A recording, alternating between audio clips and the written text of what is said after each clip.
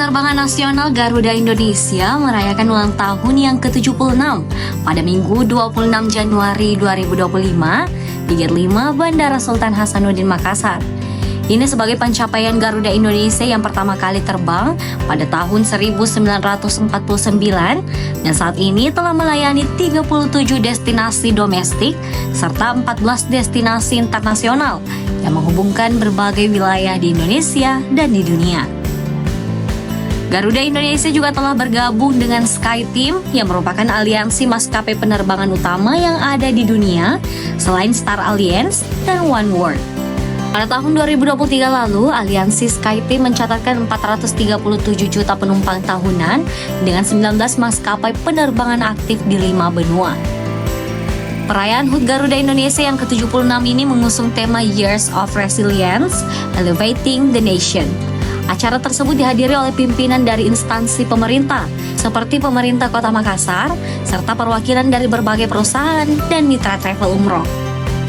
Para tamu undangan yang hadir mengenakan pakaian tradisional khas Bugis, dihibur dengan pertunjukan tari 4 etnis yang dipersembahkan oleh Dinas Pariwisata Kota Makassar.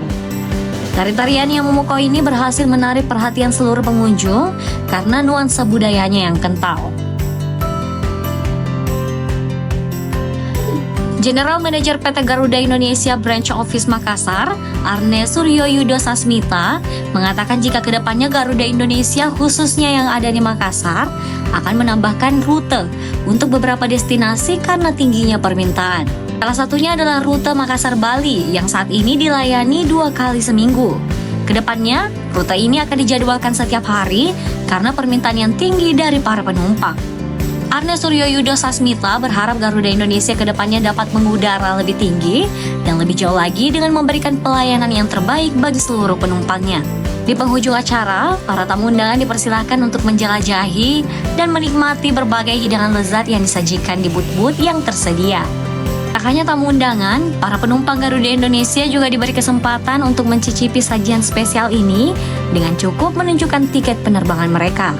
Zara Sabita Sucheng, Adi Muhammad Syafrizal, Unhas TV.